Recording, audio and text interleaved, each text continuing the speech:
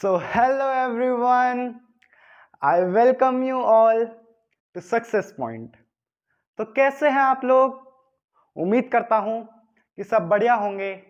पढ़ाई कैसी चल रही है आपकी? बढ़िया। तो आज आ गया रियल नंबर्स का लेक्चर नंबर 2। तो जैसा कि मैंने आपसे प्रॉमिस किया था कि मैं रेगुलरली वीडियोस अपलोड करूंगा, तो इसलिए आज मैं लेके आया हूं रियल नंबर का लेक्चर नंबर 2। और आज हम पढ़ने जा रहे हैं यूक्लिड डिवीजन लेमा। तो यूक्लिड डिवीजन लेमा और टॉपिक से थोड़ा सा टफ टॉपिक हम इसको कह सकते हैं, लेकिन हम तो भाई इसको अपने अंदाज में करेंगे। बिल्कुल बेसिक से मैं शुरू करवाऊंगा आपको। जिसको कुछ भी नहीं पता इसके बारे में उसको भी समझ में आएगा। तो फिर पिछली वीडियो में ना क्या हुआ था, थोड़ी सी ब्राइटनेस थोड़ी सी ज़्यादा कर दी थी मैंने गलती से, तो उस वजह से लिखने में थोड़ी सी दिक्कत हो रही थी बच्चों को। तो लेकिन मतलब इतनी भी ज़्यादा नहीं थी कि बिल्कुल लिखा ही नहीं जा रहा था, थोड़ी सी दिक्कत हुई थी। तो उसको हम इस वाली वीडियो में इम्प्रूव करने की कोशिश करेंगे। तो माय नेम इज अनमोल अग्रवाल और हम करने जा रहे हैं रियल नंबर का lecture number 2, Euclid division lemma. तो चलिए हेडिंग डालिए, यूक्लिड डिवीजन लेमा। इसके अगले पार्ट में मैं आपको क्वेश्चन करवाऊंगा, इस पार्ट में मैं थ्योरी करवाऊंगा।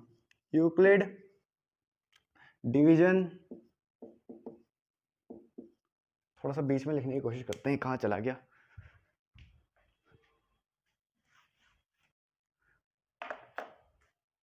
यहां पे लिखता हूं, Euclid division lemma.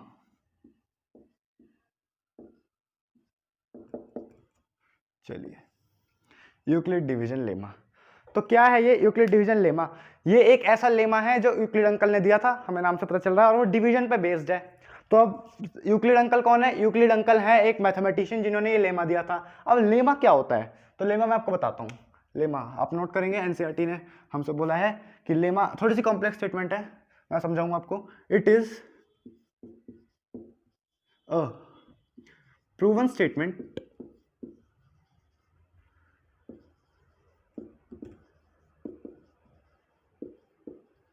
which is used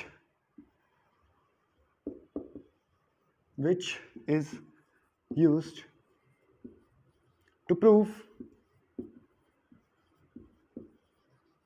any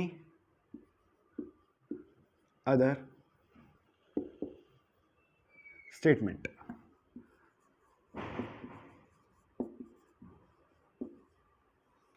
तो ये एक ऐसी स्टेटमेंट है, लेमा हम ऐसी स्टेटमेंट को कहते हैं जो पहले से ही प्रूव्ड हो और उसको यूज करके हम किसी और स्टेटमेंट को प्रूव करते हैं। फॉर एग्जाम्पल, अब जिसको समझ में आया एग्जाम्पल से समझ लेते हैं, वैसे भी डेफिनेशन तो फॉर्मेलिटी की होती है। चलिए, तो एग्जाम्पल से मैं आपको समझाता हूँ। फॉर एग्जाम्पल, ये क्या बना दिया मैंने, रॉकेट। फॉर एग्जाम्पल मैं आपसे बोलूँ 2 + 2 हमारे पास में कितना होता है? 4। तो भैया तो प्रूवन स्टेटमेंट है, सबने कहा है कि 2 + 2 4 के बराबर आएगा। इसका क्या प्रूफ है? 2 + 2 4 हो गया। तो इसलिए ये तो एक प्रूवन स्टेटमेंट है, ये एक प्रूवन स्टेटमेंट है। इसको यूज करके अगर मैं इस इक्वेशन को 2 से मल्टीप्लाई कर दूं दोनों तरफ, ये मैंने मल्टीप्लाई कर दिया इसको 2 से और यहाँ पे मल्टीप्लाई कर दिया 2 से, तो कुछ चेंज तो नहीं होगा क्योंकि मैंने दोनों तरफ 2 से मल्टीप्लाई किया है, इसलिए कोई भी चेंज नहीं होने वाला। अब ये मल्टीप्लाई का साइन अंदर जाएगा तो ये हो जाएगा 2 × 2 प्लस 2 × 2 इज इक्वल्स टू 4 × 2। अब ये कितना आया? ये आ गया हमारे पास में 4 + 4 = 8। तो ये भी सही है। लेकिन अब इसमें क्या हुआ? अब देखो, ये मैंने इस वाली इक्वेशन को लिया, एक असली में तो ये मैंने 2 से मल्टीप्लाई किया, उससे पहले तो इक्वेशन ये थी। ये इस इक्वेशन को मैंने जब LHS और RHS में 2 से मल्टीप्लाई किया तो हमारे पास में ये वाली इक्वेशन आई, और ये भी बिल्कुल सही है। तो हम क्या कह सकते हैं, हमने इस प्रूवन स्टेटमेंट का यूज करके ये वाली स्टेटमेंट डिराइव करी 2 से मल्टीप्लाई करके। तो इस वाली स्टेटमेंट के लिए ये वाली स्टेटमेंट क्या हुआ? लेमा। मतलब ये एक पहले से ही प्रूव्ड स्टेटमेंट थी जिसको हमने यूज करके, मतलब कि 2 से मल्टीप्लाई करके ये वाली स्टेटमेंट डिराइव करी। तो इस स्टेटमेंट के लिए ये स्टेटमेंट हुई लेमा। उम्मीद करता हूं कि आपको समझ में आ गया होगा। पहले लेमा नोट कर लीजिए, उसके बाद हम आगे चलते हैं। कर लिया नोट? मिटा दूं मैं? ओके, चलिए। लेमा, ये कैसे कैसे नाम है लेमा, ये क्या नाम हुआ? चलिए, अब आगे बढ़ते हैं, डस्टर को उधर रखूंगा, आगे बढ़ते हैं। अब मैं आपसे पूछता हूँ, अब डिवीजन करेंगे थोड़ा सा, डिवीजन पे बेस्ड है तो डिवीजन करेंगे थोड़ा सा। ये आ रहा है आपके पास में, मैं देख लूँ एक बार, तो आ रहा है ये बहुत आसानी से। फॉर एग्जाम्पल मैं लूँ 13 और उसको मैं डिवाइड करूँ 4 से, तो क्या होगा? 4 1 ज़ा 4, 4 2 ज़ा 8, 4 3 ज़ा 12, माइनस क्या बचा? 1। अब इसमें हम 13 को क्या बोलते हैं बच्चों? हो सकता है ये आपने जूनियर क्लासेस में पढ़ा हो, लेकिन फिर मैं आपको बता रहा हूँ, जो नंबर अंदर लिखा है, मतलब जिसको हम डिवाइड कर रहे हैं, उसको हम बोलते हैं डिविडेंड। अब जिस नंबर से हम डिवाइड कर रहे हैं, जो यहाँ पे रखा हुआ है, जिस नंबर से 13 को हम डिवाइड कर रहे हैं 4 से, तो जिस नंबर को डिवाइड कर रहे हैं वो डिविडेंड, और जिससे डिवाइड कर रहे हैं उसको हम कहेंगे डिवाइजर। भाई इससे डिवाइड कर रहे हैं तो ये डिवाइजर है, ठीक है। और जो डिवाइड करके आया 3 आया डिवाइड करके, तो इसको हमने कहा quotient.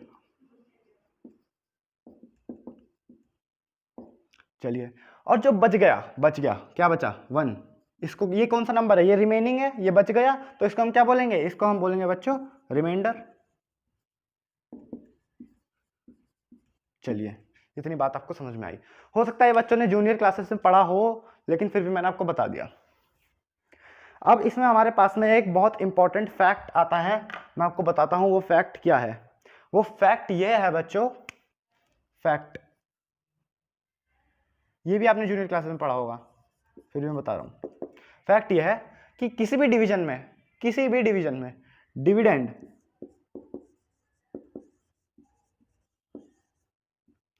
Is equals to divisor multiplied by quotient.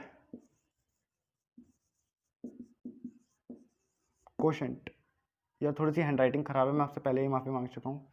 Plus plus plus plus plus plus remainder. तो ये हमारे पास में है एक फैक्ट, इसे आप नोट कर सकते हैं। किसी भी डिवीजन में ये फैक्ट ट्रू होगा। अब मैं आपको बताता हूँ कि ये फैक्ट क्यों हुआ भाई, ये कैसे आया।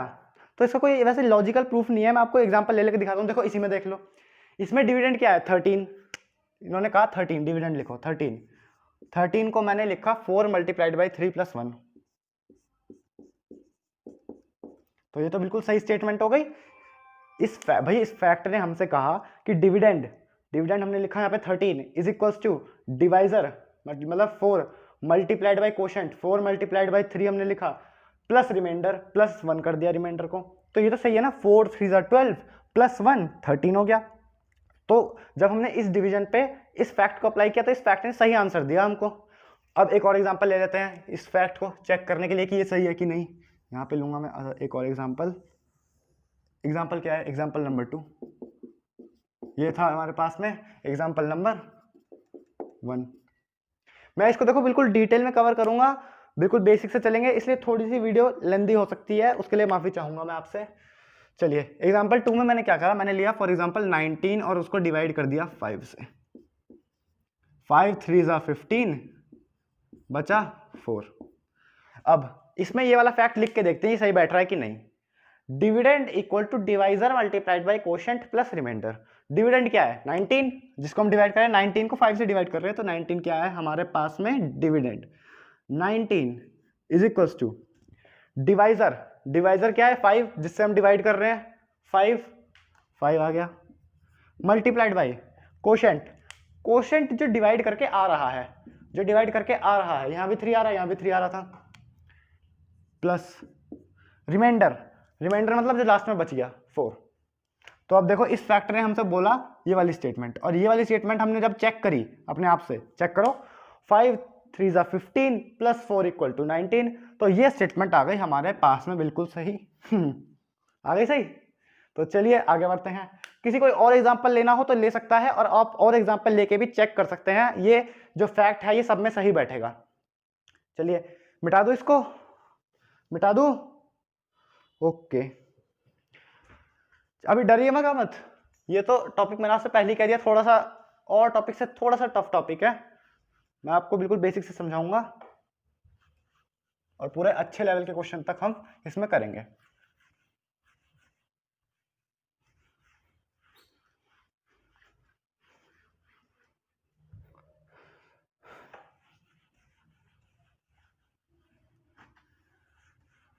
चलिए मैंने ये फैक्ट को थोड़ा सा कोने में लिख देता हूँ एक बार। फैक्ट क्या था हमारे पास में?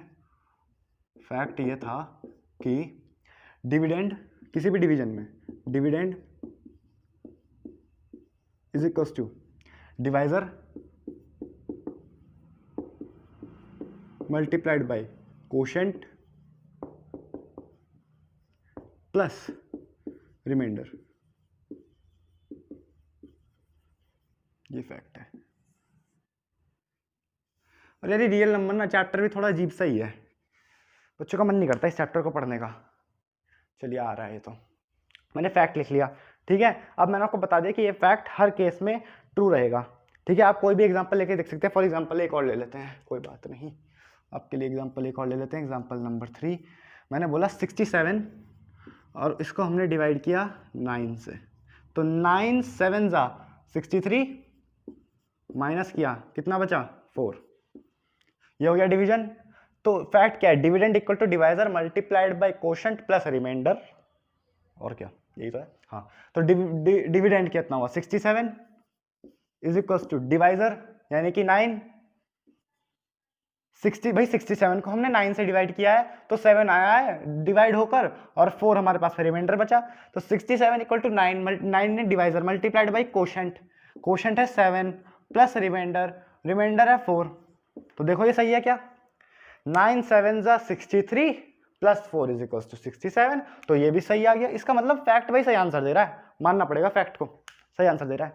चलिए अब हम चलते हैं अपनी मेन चीज पर, और वो है एक जनरल एक्सप्रेशन। जनरल एक्सप्रेशन मतलब इसमें मैं वैल्यूज नहीं लूंगा, इसमें मैं ए बी लूंगा। मतलब ए बी मतलब कोई भी नंबर ए है, फॉर एग्जाम्पल नहीं, अब तो हम मेन एक्सप्रेशन पे आ रहे हैं। कोई भी नंबर मैंने ए ले लिया और उसको डिवाइड कर दिया बी से, तो कुछ भी क्वोशिएंट क्यू आएगा, यहाँ पे कुछ माइनस होगा, रिमाइंडर आर आएगा। इतनी बात आपको समझनी चाहिए, ठीक है। ये हमने ले लिया। मैंने क्या करा, मैंने ए नंबर लिया कोई भी, उसको कोई भी बी नंबर से डिवाइड कर दिया। ए और बी मुझे पता है, तो क्यू अपने आप आएगा और आर भी अपने आप आएगा। अब भाई डिवीजन में आप देखते थे ना, हम किसी भी नंबर को, जैसे मान लो 13 को मैंने 4 से डिवाइड किया था, तो ये दो नंबर मेरे को दिए हुए थे कि इसको इससे डिवाइड करो, तो फिर मैं कहता था 4 3 जा 12 माइनस किया 1। जब कोई मेरे को ये वाले दो नंबर देता था तो मेरे पास में ये अपने आप से आ जाते थे कि क्या डिवाइड होके आया और कितना नंबर बच गया। तो इसी में जो Q और R हैं वो अपने आप आए हैं। हमने जब A को B से डिवाइड किया तो Q टाइम्स B की साइकिल चली और R आया। अब उस फैक्ट के हिसाब से देखें, वो फैक्ट तो यहाँ भी काम करेगा, वो तो हर डिवीजन के लिए है ना फैक्ट, तो वो फैक्ट यहाँ भी काम करेगा। तो हमने लिखा फैक्ट के हिसाब से डिविडेंड यानी कि A is equals to divisor यानी कि B मल्टीप्लाइड बाई कोशेंट यानी कि Q प्लस रिमाइंडर यानी कि R। ये नहीं, हाँ, अब हम इसको लिख सकते हैं A is equals to B Q plus R। Note करेंगे, वेरी इंपॉर्टेंट एक्सप्रेशन। और इससे हम चलेंगे यूक्लिड डिवीजन लेमा की तरफ। ये एक्सप्रेशन आप नोट करिए, हम चलते हैं फिर यूक्लिड डिवीजन लेमा की तरफ। चलें यूक्लिड डिवीजन लेमा की तरफ, चलिए। यूक्लिड डिवीजन लेमा को समझाने से पहले मैं आपको बता दूं इंटीजर क्या होता है। जिसको इंटीजर, रेशनल और इरेशनल ये सब टर्म्स नहीं पता, वो मेरा लास्ट लेक्चर देख के यहाँ पर आए। लास्ट लेक्चर में मैंने आपको बताया था कि मतलब इंपॉर्टेंट टर्म्स पे था वो लेक्चर, तो उसमें मैंने आपको बताया था कि जैसे कई बच्चों को इंटीजर पता नहीं होता, रेशनल नंबर पता नहीं होता, रियल नंबर क्या होते हैं पता नहीं होता, इमेजिनरी नंबर, ये सब मैंने आपको बताया था। तो आप देख के आएंगे तो आपको ज़्यादा फायदा लगेगा। फिर भी मैं बता देता हूँ इंटीजर क्या होता है। इंटीजर वो नंबर होते हैं जिनमें बच्चों पॉइंट्स नहीं आते। फॉर एग्जाम्पल मैं आपसे कहूँ कि कहाँ पे लूँ, यहाँ पे लेता हूँ। 2 एक इंटीजर है क्या? बिल्कुल है। 3 एक इंटीजर है? बिल्कुल है। -1 इंटीजर है? बिल्कुल है। 2.1 एक इंटीजर है? नहीं है। क्यों नहीं है? पॉइंट आ गया, पॉइंट के बाद कुछ लिखा हो, डेसिमल नहीं होता इंटीजर। 3/5 एक इंटीजर है? नहीं है, इसकी वैल्यू होगी 0.6 और पॉइंट आ गया, इंटीजर नहीं है। आप कहोगे इसमें भी तो हो सकता है 0.2.0, तो ये नहीं होना चाहिए 0.0, मतलब डेसिमल के बाद भी कुछ हो, ठीक है। अब मैं आपसे पूछूं -2.6 एक इंटीजर है? नहीं है, पॉइंट आ गया फिर से। -3 एक इंटीजर है? बिल्कुल है। 0 एक इंटीजर है? बिल्कुल है। -9.4 एक इंटीजर है? नहीं है, पॉइंट आ गया। चलिए मैंने आपको इंटीजर बता दिया। अब जो यूक्लिड डिवीजन लेमा का जो स्टेटमेंट है कि यूक्लिड डिवीजन लेमा असली में है क्या, ये नहीं है यूक्लिड डिवीजन लेमा। इससे हम पहुंचेंगे यूक्लिड डिवीजन लेमा पर, ये यूक्लिड डिवीजन लेमा नहीं है। यूक्लिड डिवीजन लेमा का जो स्टेटमेंट है वो एनसीईआरटी जो कहती है वो मैं आपको बता देता हूँ, थोड़ी सी कॉम्प्लेक्स स्टेटमेंट है तो डरना मत, मैं आपको समझाऊंगा। यूक्लिड डिवीजन लेमा छोटा छोटा तो नहीं लिख रहा मैं, दिखाई दे रहा है? अभी देखता हूँ मैं, डिवीजन लेमा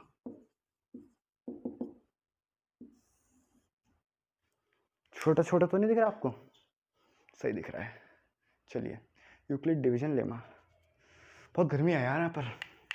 हाँ, तो यूक्लिड डिवीजन लेमा हमसे क्या कहता है? यूक्लिड डिवीजन लेमा हमसे कहता है इफ, थोड़ा सा कॉम्प्लेक्स स्टेटमेंट है जो एनसीईआरटी लिखती है, if there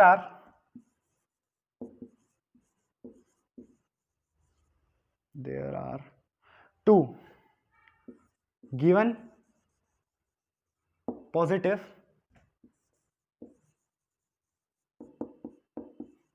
integers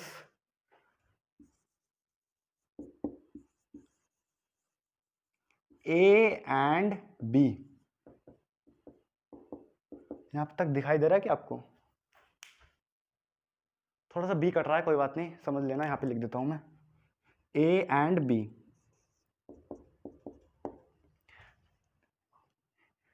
If there are two given positive integers A and B, then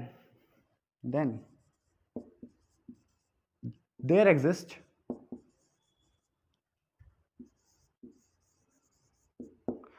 two unique, डरना मत, अच्छे अच्छे शब्द आ गए, यूनिक इंटीजर्स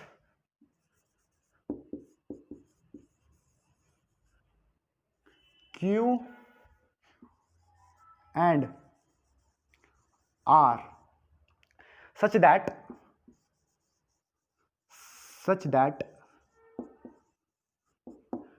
A, ये वाली statement, A is equals to B Q plus R. चलिए आप नोट करिए, मैं आपको समझाता हूँ, इतने में थोड़े से पसीने पूछ लूँ, बहुत गर्मी है यहाँ पर। नोट करिए नोट, और समझने की कोशिश करिए, और जिसको नहीं समझ आ रहा अभी मैं समझाऊंगा। चलिए कर लिया नोट, समझाऊं? ओके यार, ये माइक थोड़ा सा मेरा दिक्कत कर रहा है। हाँ चलिए, तो इसका मतलब है if there are two given positive integers A and B, हमें कोई दो इंटीजर दे दिए A और B, then there exist two unique integers, सबसे खतरनाक शब्द यूनिक इंटीजर्स। इंटीजर्स का मतलब मैंने आपको बता दिया, जिसमें पॉइंट्स ना हो, मतलब पॉइंट्स मतलब वो वाले पॉइंट डेसिमल वाला, और यूनिक हो। वो यूनिक का मतलब मैं आपको बताऊंगा अभी। There exist unique integers Q and R such that A is equals to BQ plus R। अब ये स्टेटमेंट ना थोड़ा सा कॉम्प्लेक्स स्टेटमेंट है, देख के समझ नहीं आ रहा भाई कहना क्या चाह रहा है ये स्टेटमेंट। तो ये स्टेटमेंट आपको क्वेश्चन से समझ आएगा, फिलहाल आप इसको याद कर लीजिए। और एक तरह से मैंने आपको बताया है कि ये यूक्लिड अंकल ने कैसे सोचा होगा इस चीज़ को। यहाँ पे देखो, अगर मैं A और B को इंटीजर्स रखता हूँ, मैं किसी भी इंटीजर को किसी भी इंटीजर से डिवाइड कर रहा हूँ, तो फिर यहाँ पे भी इंटीजर आता है, यहाँ पे भी इंटीजर आता है। फॉर एग्जाम्पल मैं यहाँ पे लूँ, यहाँ पे ले लेता हूँ, मैंने ले लिया 14, उसको मैंने डिवाइड कर दिया 6 से। अब देखो मैंने यहाँ भी इंटीजर लिया 14, पॉइंट नहीं आ रहा, यहाँ पे भी इंटीजर लिया 6, पॉइंट नहीं आ रहा, तो ये क्या आएगा 6 2 12, माइनस किया बचा 2। तो देखो यहाँ पे भी इंटीजर आया और यहाँ पे भी इंटीजर आया। भाई 2 एक इंटीजर है तो यहाँ पे भी इंटीजर आया, यहाँ पे भी इंटीजर आया। आप दुनिया का कोई भी डिवीजन ले लीजिए जिसमें यहाँ भी इंटीजर हो और यहाँ भी इंटीजर हो, तो आपके पास में इस बात की गारंटी है कि यहाँ भी इंटीजर आएगा और क्यू भी इंटीजर आएगा और आर भी इंटीजर आएगा। और वो तो एक बार यार मतलब बेसिक सी चीज़ है, ऑब्वियस सी बात है भाई, यहाँ भी इंटीजर ही आएगा जब हम इंटीजर को इंटीजर से डिवाइड करेंगे। चलो बहुत इंटीजर हो गया, ये स्टेटमेंट आपने नोट कर ली। अब ये स्टेटमेंट ना धीरे धीरे समझ आएगी आपको, धीरे धीरे। तो इसमें इन्होंने कहा कि if there are two given positive integers A and B। अब चलो एक काम करो, कोई भी दो नंबर उठाओ A और B इंटीजर, ठीक है, तो आप उसे इस फॉर्म में लिखने की कोशिश करो, A is equal to B Q plus R. तो आप एक तो पहली बात तो अगर आप अपने दोस्त को भी यही क्वेश्चन बोलो और खुद भी यही क्वेश्चन लो, तो आपका दोस्त और आप सेम ही आंसर बताओगे Q और R के लिए। चलो यार यहाँ से कुछ समझ नहीं आ रहा, क्वेश्चन करेंगे तब समझ में आएगा, आप इसको नोट कर लीजिए। और इन्होंने R की बहुत इंपॉर्टेंट स्टेटमेंट कही थी, R की, जो इसमें R है ना, ये R, तो ये R हमारे पास में है ग्रेटर देन और equal to 0 and smaller than B। ये स्टेटमेंट बहुत इंपॉर्टेंट है, इसे भी नोट करें, इसे भी नोट करें, इसे भी नोट करें। चलिए नोट करें, इसको मैं बताऊंगा अभी आपसे ये कैसे आई स्टेटमेंट।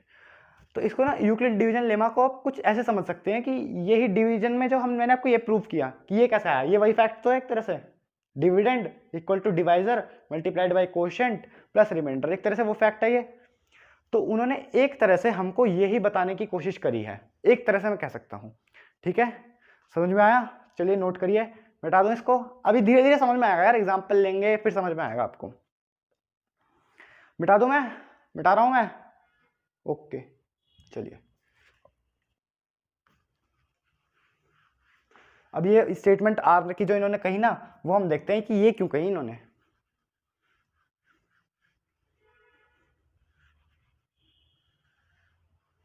ये फैक्ट भी मिटा देता हूं।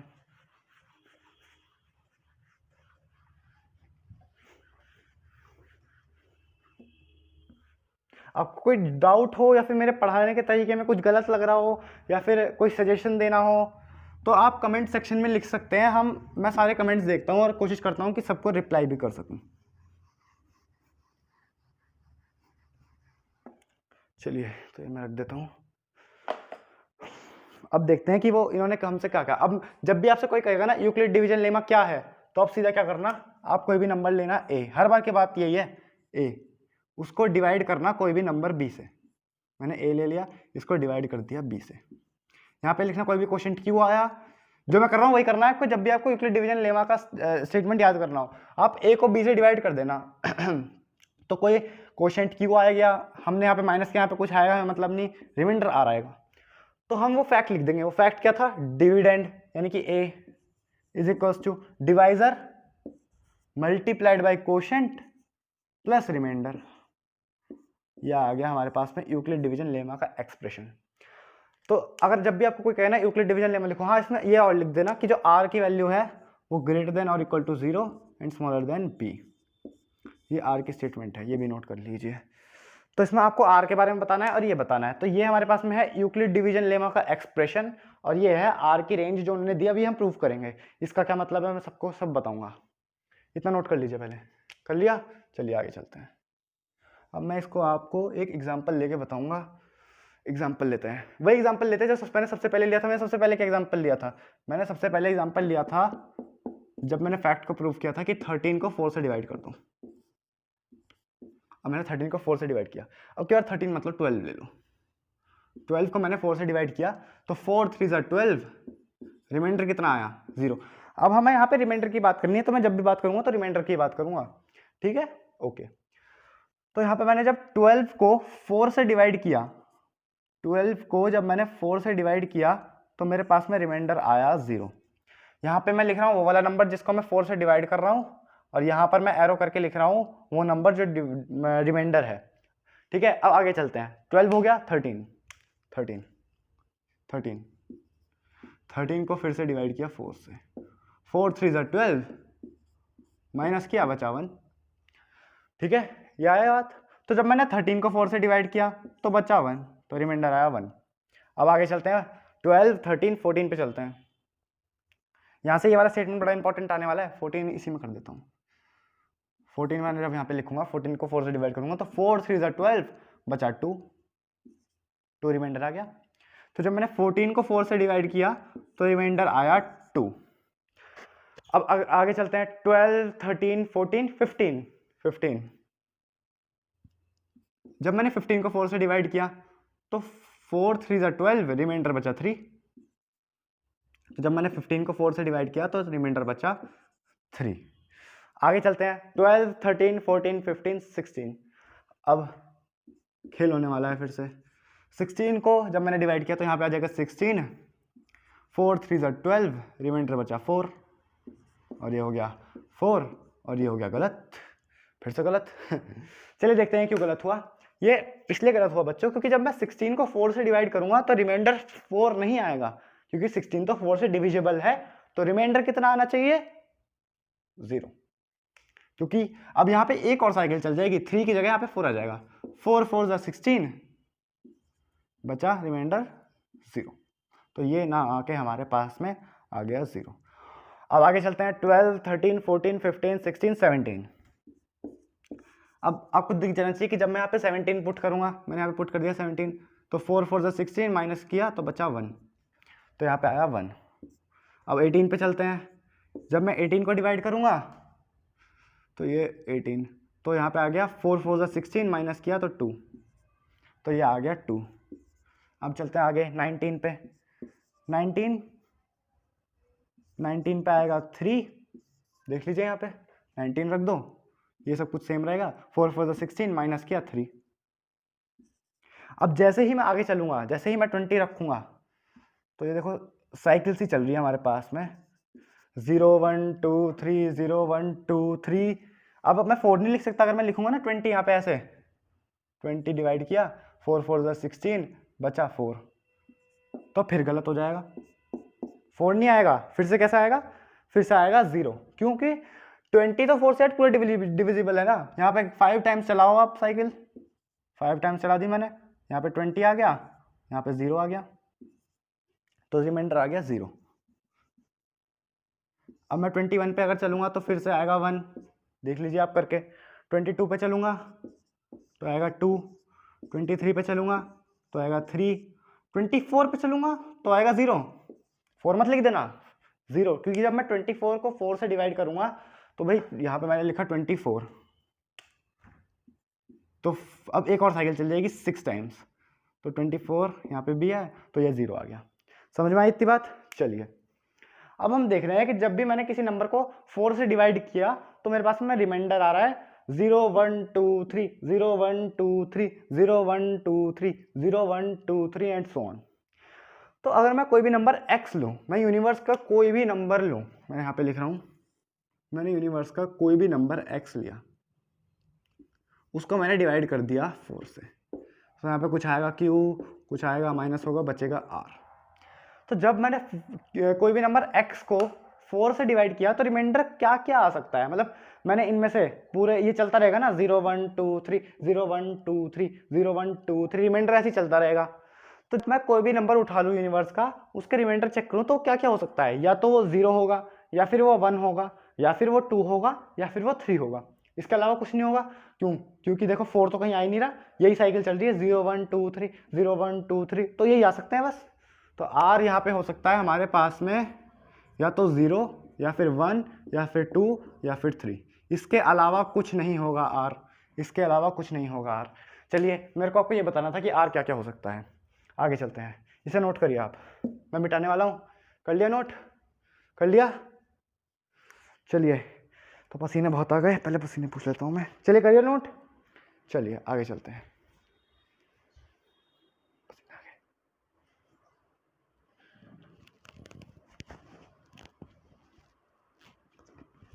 चलिए तो अब हम चलते हैं, हम चलते हैं अगले एग्जाम्पल पे, अगले एग्जाम्पल पे। तो मैं इसको मिटाने वाला हूँ, मिटा दूँ? ओके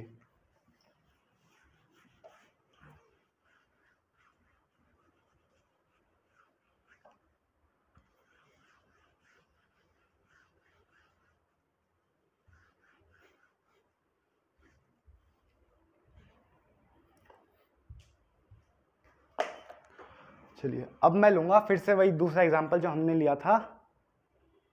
चलो अब अगला एग्जाम्पल ले लो, मैंने ले लिया 15 और उसको मैंने डिवाइड कर दिया 5 से, तो क्या हुआ, 5 3 जा 15, रिमाइंडर बचा 0। तो अब फिर से वही करते हैं, 15 को जब मैंने 5 से डिवाइड किया तो रिमाइंडर आया 0। 16 पे चलते हैं,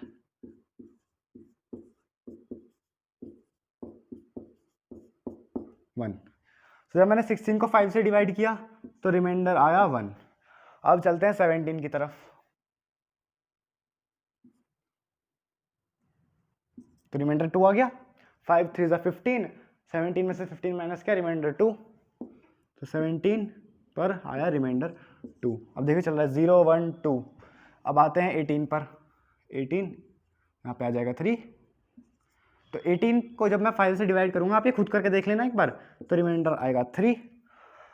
और जब भी फिर आगे चलते हैं, अब छोड़ो 19, रिमाइंडर आएगा 4, क्यों यहाँ पे रख लो 19, ओह सॉरी 19 रखा मैंने, तो 5 3 ज़ा 15, माइनस किया 19 में से 15 तो आ गया 4। अब जब हम 20 पे चलेंगे तो फिर से वही खेल हो जाएगा, 5 हो जाएगा गलत, वही पिछले वाली कहानी, क्योंकि यार 20 तो 5 से कंप्लीटली डिविजिबल है ना। मैं यहाँ पे अगर 20 रखूँगा, मैं फॉर एग्जांपल यहाँ पे 20 रख देता हूँ, मैंने यहाँ पे रख दिया 20, तो 5 4 ज़ा 20, एक और बार साइकिल चल जाएगी और रिमाइंडर आ जाएगा 0। तो इस पे 5 ना आकर रिमाइंडर हमारे पास में आया 0। अब देखिए 21 पे चलते हैं, 21, तो 21 मैंने यहाँ पे लिखा 5 4 ज़ा 20, माइनस किया रिमाइंडर 1 1। 22 पे मैं डायरेक्टली लिख रहा हूँ, रिमाइंडर आएगा 2, आप करके देख लेना 5 से डिवाइड। 23 पर 3, 24 पर 4, 25 पर 5, फिर से गलत भाई। 25 तो 5 से कंप्लीटली डिविजिबल है। अब मैं यहाँ पे मान लो 25 रख दूँ, मैंने यहाँ पे रख दिया 25, तो ये 4 की जगह 5 टाइम्स चल जाएगा। अब तो बच जाएगा 25 और ये आ जाएगा 0, तो ये 5 ना आकर के 0 आ जाएगा। अब ये साइकिल चलती रहेगी, इसमें साइकिल देखो क्या चल रही है, 0 1 2 3 4, 0 1 2 3 4, 0 1 2 3 4, 0 1 2 3 4 एंड सो ऑन। समझ में आई थी बात? आगे चलें, चलिए इतना नोट कर लीजिए। अरे हाँ, इसका कंक्लूजन तो लिख लूँ मैं, तो इसको मैं मिटा रहा हूँ, यहाँ पे लिख देते हैं इसका कंक्लूजन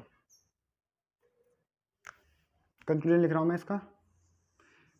अब मैं अगर आपसे पूछूं, कोई भी नंबर मैंने उठा लिया x, यहाँ पे लेता हूँ, कोई भी नंबर मैंने उठा लिया x, उसको मैंने डिवाइड कर दिया 5 से, तो कोई भी क्वेश्चन क्यू आएगा, यहाँ पे कुछ आएगा, माइनस होकर रिमाइंडर r आएगा।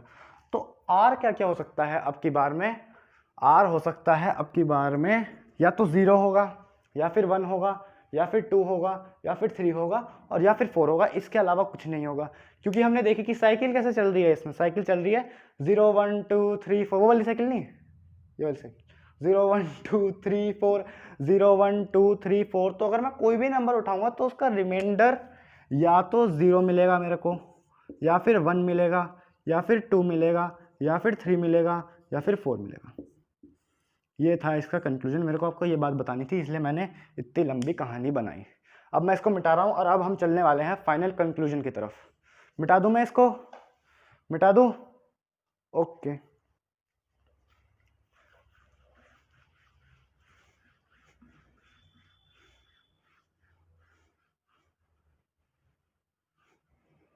चलिए ये मैंने मिटा दिया। अब देखो यहाँ पे ध्यान दो थोड़ा सा, यहाँ पर इसमें हमने जब देखा कि जब मैंने किसी भी नंबर x को 4 से डिवाइड किया तो रिमाइंडर क्या क्या आ सकता है, 0 1 2 या फिर 3, क्योंकि अगर 4 रिमाइंडर आता है तो वो एक और बार साइकिल चल जाएगी, फिर से रिमाइंडर आ जाएगा 0। 5 में मैंने देखा, 5 में जब मैं किसी नंबर को 5 से डिवाइड कर रहा हूँ तो रिमाइंडर मेरे पास में आ सकता है 0 1 2 3 4। देखो 5 से एक कम, 4 से एक कम। कहने का मतलब ये है, कहने का मतलब है कि अगर मैं किसी भी नंबर को अगर 4 से डिवाइड कर रहा हूँ तो रिमाइंडर जो है वो 0 से चालू हो रहा है, 0 1 2 3 और करते करते 3 तक जा रहा है। 3 को मैं लिखूंगा 4 - 1, और 4 क्या है, 4 - 1, 4 क्या है हमारे पास में, 4 है डिवाइजर, तो ये हो गया डिवाइजर -1। देखो 4 डिवाइजर है हमारे पास में, तो जो रिमाइंडर है वो 0 से चल रहा है और 3 तक जा रहा है। 3 मतलब 4 - 1, 4 - 1 मतलब डिवाइजर -1। इसमें भी यही होगा, जो रिमाइंडर है वो 0 से चल रहा है और 4 तक जा रहा है। 4 को मैं लिखूंगा 5 - 1, 5 क्या है, डिवाइजर, तो इसको मैं लिखूंगा डिवाइजर -1। तो इसका मतलब मैंने देखा कि किसी, आप ये और भी एग्जांपल लेके करके देख सकते हैं। जब फॉर एग्जांपल अब मैं x को 6 से डिवाइड करूँगा, मैं डायरेक्टली बताऊंगा ये क्यों आ रहा है, यहाँ पे कुछ माइनस होगा, रिमाइंडर r आएगा। तो जो रिमाइंडर r है उसकी वैल्यू क्या क्या होगी, 0 से चलेगा इनकी तरह, 0 1 2, कहाँ तक जाएगा ऐसा करते करते, वो जाएगा 6 - 1 तक। ये देखो ये जा रहा है 4 - 1 तक, ये जा रहा है 5 - 1 तक, ये जाएगा 6 - 1 तक, यानी कि 0 1 2 3 4 5। और यार ये तो ऑब्वियस सी बात भी है ना, क्योंकि अगर रिमाइंडर 6 आता है तो फिर वो एक और साइकिल चल जाएगी और फिर से रिमाइंडर 0 आ जाएगा। तो कहने का मतलब ये है कि अब मैं लेता हूँ कोई भी जनरल एक्सप्रेशन, यही वाला a, इसको भी ले लेते हैं इसी के साथ में, तो भी आ जा ए, उसको मैंने डिवाइड किया बी से, कोशेंट क्यू, यहाँ पे कुछ आया रिमाइंडर आर। तो मैं पूछूं आपसे अगर कि इस केस में आर क्या क्या हो सकता है, तो अब आप लिखिए अपनी कॉपी पे आर क्या क्या हो सकता है। लिख लिया? पॉज करें वीडियो को और लिखें। लिख लिया? जिसको नहीं लिखना आया चलो एक बार लिख लो, थोड़ा टाइम लो और लिख लो।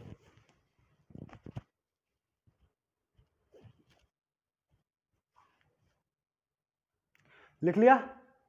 चलिए अब आर कहाँ यहाँ पे हो सकता है, जैसे कि 0 से स्टार्ट होगा आर इन्हीं की तरह, ये भी 0 से स्टार्ट हुआ, उसमें भी 0 से स्टार्ट हुआ, इसमें भी 0 से स्टार्ट हुआ, 0 1 2 एंड सो ऑन। कहाँ तक जाएगा ये जा रहा है 6 - 1 तक, ये जा रहा है 4 - 1 तक, ये जा रहा है 5 - 1 तक, ये जाएगा b - 1 तक, b - 1। तो देखिए अब ये हमने प्रूव कर दिया इसमें कि r हमारे पास में 0 से चलकर b - 1 तक जाएगा। इसमें b की वैल्यू क्या थी 6, तो इसलिए 5 तक गया 6 - 1 तक। इसमें b की वैल्यू क्या थी 4, तो इसलिए 4 - 1 तक गया रिमाइंडर।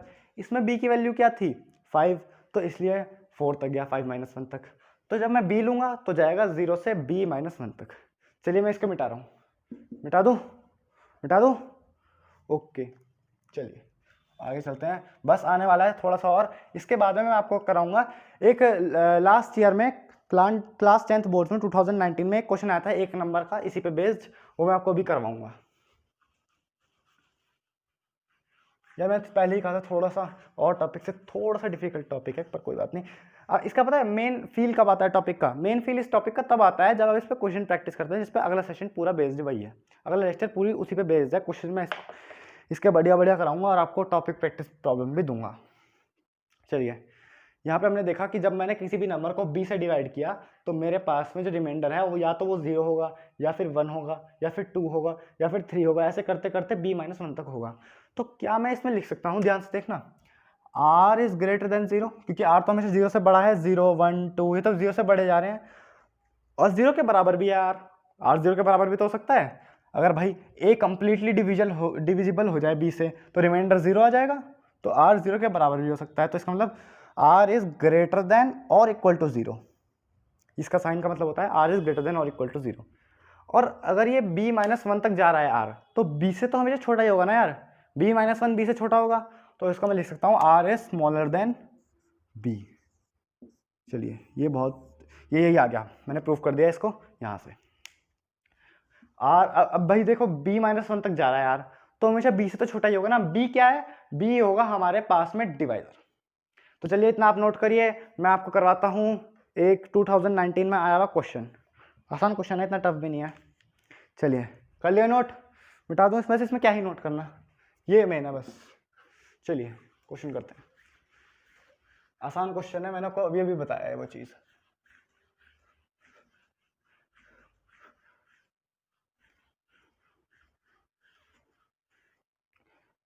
क्वेश्चन लिखिए, क्वेश्चन देख लेता हूँ एक बार आ रहा है कि नहीं आ रहा है। सीबीएसई बोर्ड्स ये आया है, सीबीएसई हमारे पास में, सीबीएसई क्लास 10th के बोर्ड्स 2019। चलिए तो क्वेश्चन है कि if we divide a number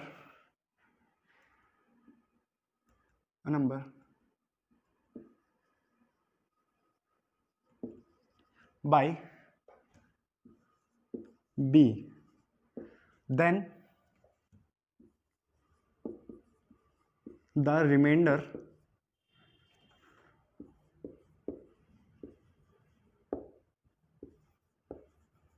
comes out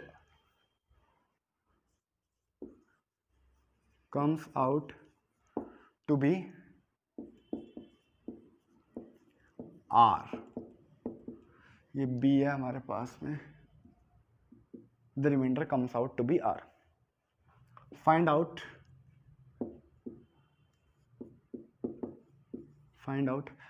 आपके स्कूल में अभी तक मुझे लगता है ये वाला टॉपिक हो गया होगा, तो इसलिए आपको समझने में आसानी होगी। फाइंड आउट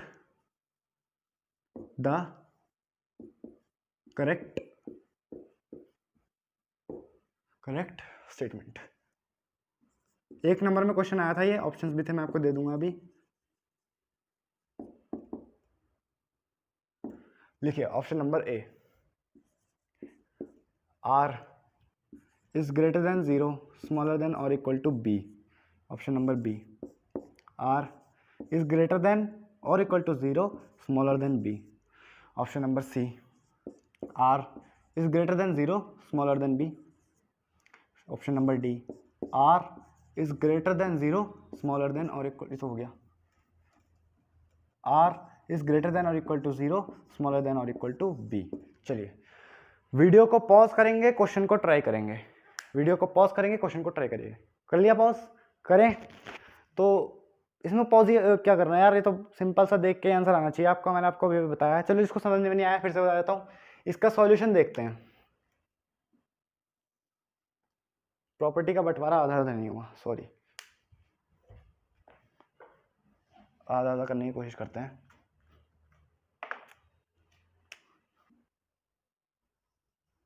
चलिए बंटवारा आधा आधा हो गया, नहीं हुआ, चलो कोई बात नहीं। हम यहाँ पे देखते हैं इसका सॉल्यूशन। सॉल्यूशन तो कुछ नहीं, मतलब बस यही है कि अब मैंने क्या करा, किसी भी नंबर को, इन्होंने कहा if we divide a number by B, मैंने वो नंबर मान लिया ए, मैंने ए नंबर को बी से डिवाइड किया। इन्होंने कहा if we divide a number by B, मैंने कोई भी नंबर ए लिया, उसको बी से डिवाइड किया। तो मैंने मान लिया कोई भी क्वेश्चन क्यों आएगा मुझे मतलब नहीं, यहाँ पे कुछ आएगा मुझे मतलब नहीं, हाँ आर आ गया मुझे मतलब है इससे।